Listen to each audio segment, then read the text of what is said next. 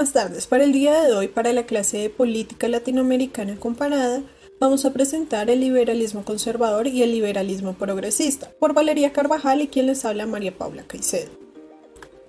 Para empezar, tenemos que entender por ideología política como un conjunto más o menos coherente de ideas que proporcionan fundamento a algún tipo de acción política. Sus funciones serán entonces explicar y evaluar las condiciones sociales, además de ayudar a las personas a conocer su posición en la sociedad y proporcionar un programa de acción social y política. Con respecto a la teoría política, muchas veces se pueden confundir, ya que la ideología hace uso de lo que encuentra provechoso en esta. Sin embargo, la ideología es más cercana a la acción política, de hecho se podría decir que la orienta. De esta manera, el liberalismo como ideología política en general está centrada en el individuo dotado de unos derechos y dignidad intrínsecos. El Estado, así, está subordinado a la población, al ser su fin primordial la protección de los individuos. Establece que la legitimidad del Estado depende del consentimiento de los gobernados, por lo que deben existir unos límites al poder, como los mecanismos de control político. No obstante, para esta clase, como mencioné anteriormente, revisaremos el liberalismo conservador y el liberalismo progresista, como dos vertientes que comparten un origen y sentido común, pero que pueden ser consideradas como opuestos ideológicos principalmente por entender de manera diferente el papel del Estado liberal y posteriormente el papel del Estado liberal democrático. Para hablar del liberalismo conservador hay que señalar una paradoja. Los liberales conservadores son enemigos de tener un conjunto de ideas que realizar en la sociedad, por lo que sus ideas son militantemente antiideológicas. No encuentran la presunta necesidad de expresar ideas, no tienen programa de acción y lo fían toda la experiencia política y el buen sentido político. Solo tiene entonces una teoría política en sentido negativo, en rechazo, cuando se ve enfrentada a las ideologías políticas de otro. Por otro lado, ha de señalarse que conservador es un adjetivo relacional. Solo aquello que nuestra experiencia nos muestre como existente y valioso merece la pena conservarse. Por el contrario, lo inexistente valioso, o sea, la utopía, es solo una amenaza para lo mejor que tenemos. Por lo tanto, los liberales conservadores no piensan en términos de bueno y malo, sino de mejor y peor. Y lo mejor y peor no es algo que se desprenda de los principios, sino de la experiencia. Por eso, el valor del prejuicio como un tipo de conocimiento derivado de la experiencia nos permite orientarnos por el mundo. De acuerdo a la naturaleza humana, es necesario tener en cuenta que el liberalismo clásico se fundamenta en una concepción fuerte del individuo como sujeto autónomo, prepolítico, o sea, anterior a la formación de la sociedad, dotado de una dignidad inherente y de derechos que ponen en manifiesto una serie de derechos y libertades.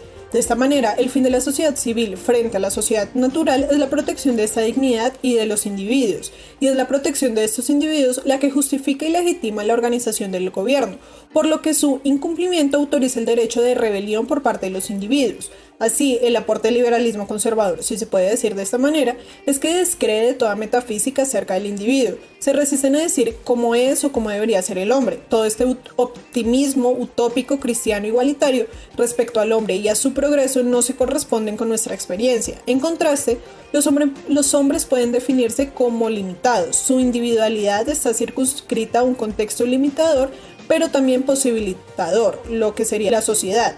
Este es un arreglo delicado formado a través del tiempo en el que los individuos nacen sin mucho más que se pueda decir de ellos. En suma, la naturaleza humana es indescifrable, luego la organización política no puede hacerse depender de la misma. Los hombres son esencialmente distintos y esto apunta a una cierta naturalidad de la desigualdad, pero al mismo tiempo los individuos tienen cierta deuda con la sociedad que los ha engendrado. Teniendo en cuenta lo anterior, la sociedad es mucho más importante para este liberalismo que para otros. Es el resultado de un proceso histórico, de un acomodamiento que la ha formado y mantenido unida gracias a una serie de instituciones destinadas a su preservación y protección, como el Estado, las religiones, la familia, las costumbres, etc. Todo aquello que sirve para crear comunidad, nación o hacer país. La sociedad, para el liberalismo conservador, es el medio en el que se produce la experiencia de los individuos y recepciona la comunicación entre sus individuos presentes, pasados y futuros. Es el cemento que une y da sentido a la vida de los individuos. Estos, a su vez, desean una sociedad que mitigue sus ansiedades, que ofrezca seguridades. La sociedad y el Estado, por tanto, tienen un papel protector. la primera a través de las asociaciones de la sociedad civil y el segundo desde la iniciativa de la restitución de la seguridad de la sociedad. En buena medida, los problemas sociales se entienden como un producto de la erosión de estas instituciones y tradiciones y del socavamiento y de las obligaciones y deberes mutuos. Y con respecto al cambio o intervención social, esta debe ser limitada y en lo posible reversible, ya que es considerada como la más destructora y abominable manera de actuar sobre la sociedad. Así, bajo la promesa de un novum, se destruye todo lo que la sociedad ha ido creando tras la larga civilización. El cambio ha de ser, por tanto, gradual, de forma que se preserve y mejore lo valioso del pasado y se mantenga la cultura que une a la sociedad. Sin embargo, hay un sentido positivo de la revolución, y es aquel que retiene su sentido originario, el de un giro completo que restaura la libertad abolida. El Estado por su parte es necesario, pero no es encarnación de la sociedad. Su valor es instrumental, es importante porque realiza funciones sociales, o sea que principalmente sirve al individuo. Sobre todo el Estado tiene una función arbitral entre los individuos. Es el garante del orden social y las normas básicas, mantiene la autoridad política y el imperio de la ley. Y aunque no debería ser un actor principal en la mejora social, por el temor de que la sociedad misma sea devorada por el Estado, si es necesario su intervención si la sociedad no se basta.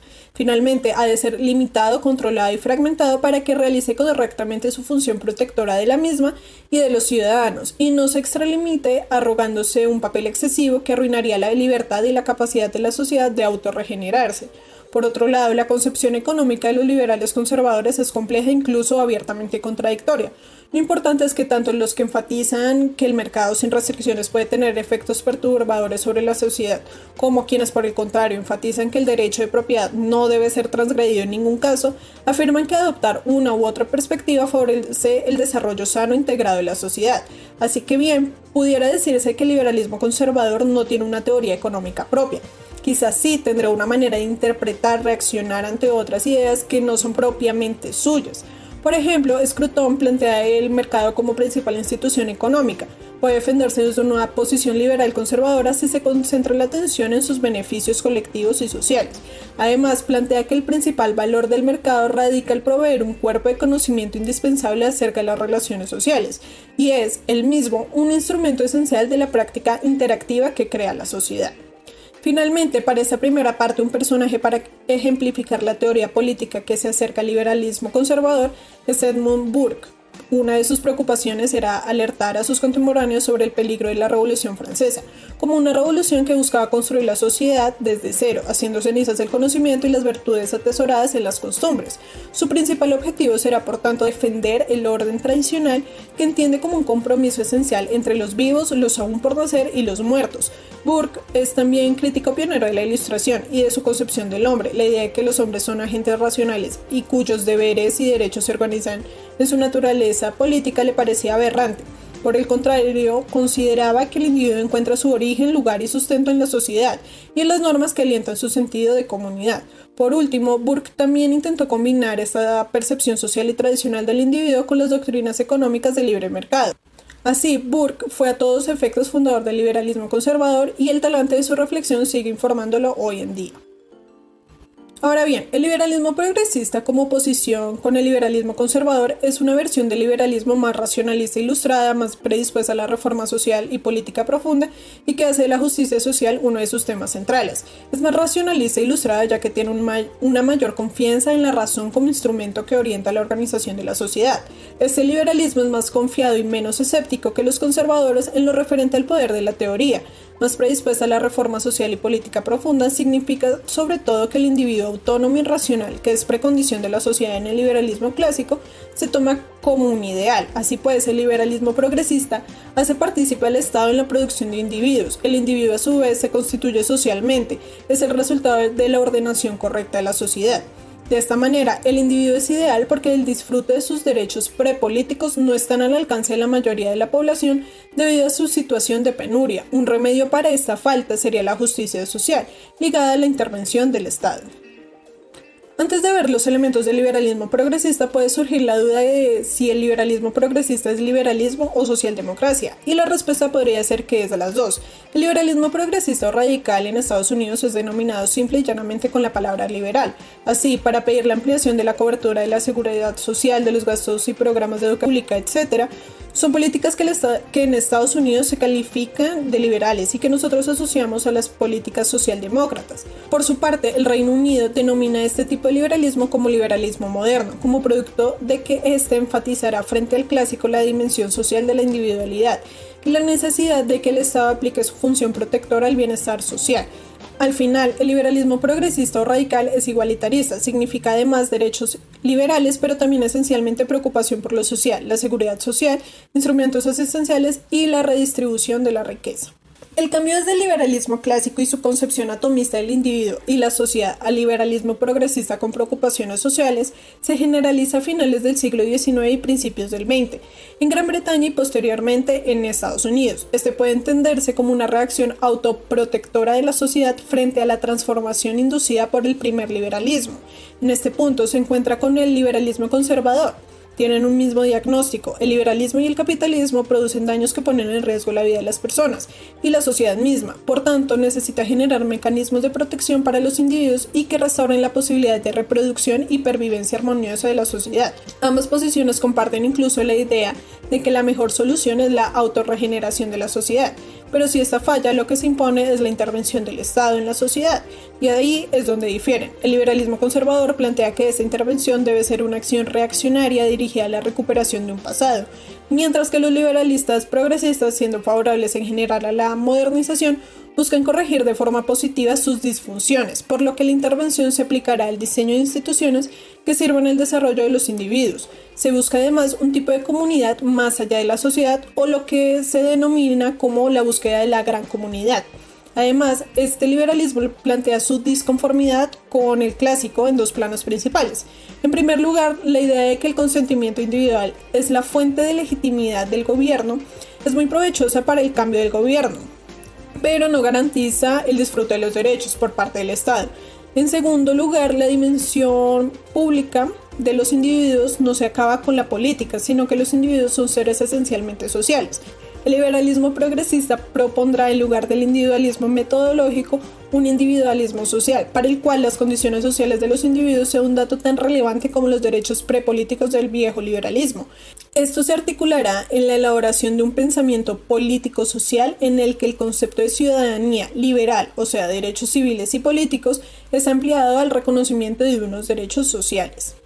Para el liberalismo clásico, la sociedad justa es aquella que posee las instituciones que permiten que la libre interrelación de los individuos se desarrollen justamente. Esta justicia es conmutativa, lo que significa que es aquella que regula la igualdad o proporción que debe haber entre las cosas, cuando se dan o cambian unas por otras. Sin embargo, para el liberalismo progresista, este concepto es insuficiente. En aquellas circunstancias en las que se da cierto grado de desigualdad, el intercambio justo ya no lo será tanto e incluso puede no serlo en absoluto. La solución que propone el liberalismo progresista radica en la justicia distributiva, como aquella que establece la proporción con que deben distribuirse las recompensas y castigo.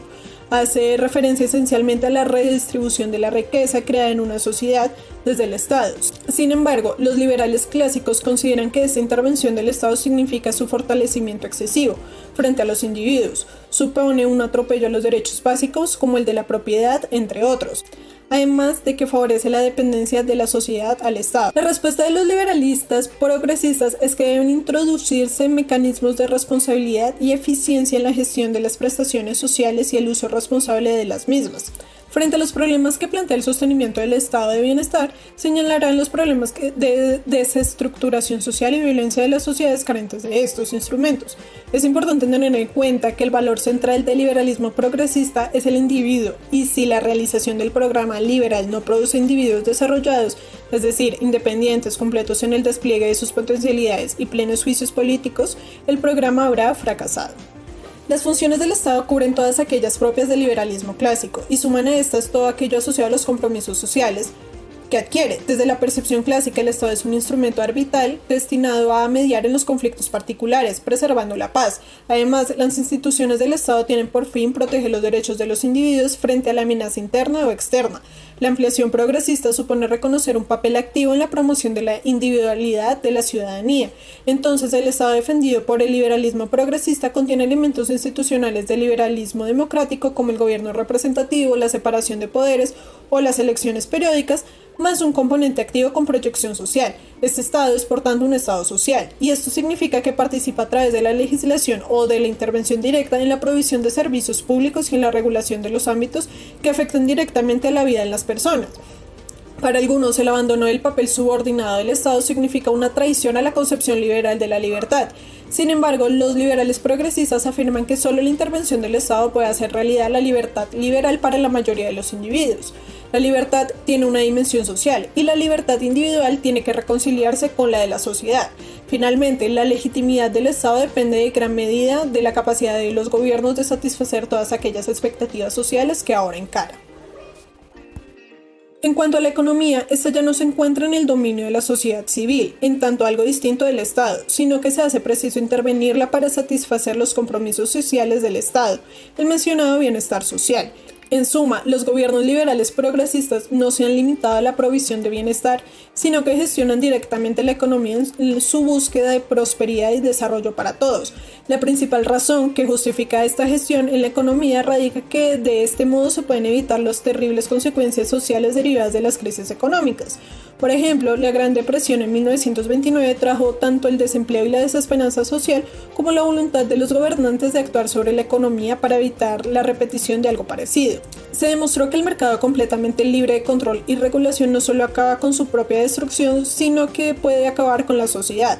El consenso social que produjo la instauración de los sistemas de bienestar en las sociedades europeas tras la guerra dio paso a la intervención de la economía como mecanismo de control de desempleo, y el teórico que dio formulación a esta intervención del Estado en la economía fue John Maynard Keynes, y que sugirió que los gobiernos pudieran dirigir la economía actuando sobre el nivel de la demanda agregada. Así, el gasto del gobierno puede verse como una inyección de la demanda a la economía, y si el gobierno gasta en obras públicas y servicios sociales en general, lo que se producirá es un efecto multiplicador en todas las sociedades que producirá la creación del empleo. Así, se muestra cómo los fines particulares han de ser subordinados en la percepción liberal progresista al desarrollo más general de las sociedades, de todos los individuos. Con respecto al cambio social, esta ideología está esencialmente dirigida a una reforma gradual. El liberalismo progresista presupone las instituciones liberales derivadas de revoluciones liberales, o sea, de la misma existencia de una sociedad liberal, valga la redundancia. Su preocupación central, por consiguiente, será la reforma de estas instituciones, ya que se entiende a sí mismo como un instrumento de corrección de las disfunciones sociales propias de estas sociedades. A pesar de que casi sería especular intentar sistematizar las opiniones acerca de cómo instaurar un régimen liberal, sí se puede afirmar que para el liberalismo progresista la reforma de las sociedades liberales en un sentido social es un proceso gradual, pacífico e impulsado desde la acción política. El fin de esta reforma no es solo garantizar la justicia social, sino la permanencia y sostenimiento de estas sociedades, mejorar la sociedad liberal al extender las posibilidades de desarrollo individual al conjunto de la población. En general, lo que caracteriza a los autores de la teoría política del liberalismo progresista es la preocupación por lo social desde el liberalismo. Por ejemplo, Thomas Paine, nacido en Inglaterra, fue uno de los panfletistas incendiarios más célebres de la historia. Sus escritos estuvieron dirigidos a la agitación política y, para parámetros de su tiempo, siempre del lado más radical. En su obra, Los derechos del hombre, defendió la Revolución Francesa y los valores republicanos frente al ataque de Burke, como lo vimos anteriormente. Por otra parte, en su obra Los derechos del hombre fue un alegato contra los males de la sociedad europea, como el gobierno arbitrario, la pobreza, el analfabetismo y la guerra, todos ellos generados por el atraso político de la monarquía. Para Paine, el republicanismo es la respuesta a estos males y significa la negación radical de la monarquía. Finalmente, cabe mencionar que en el panfleto Agrarian Justice de 1797 se extienden sus consideraciones sobre la imposición positiva, el estado de bienestar y los límites al derecho de la propiedad.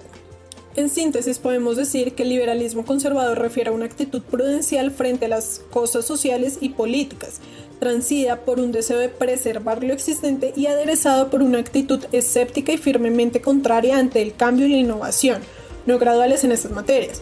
Por otro lado, el liberalismo progresista es una rama del liberalismo que, reteniendo la centralidad del individuo y de las instituciones políticas destinadas a su protección, abre a esta ideología las preocupaciones sociales.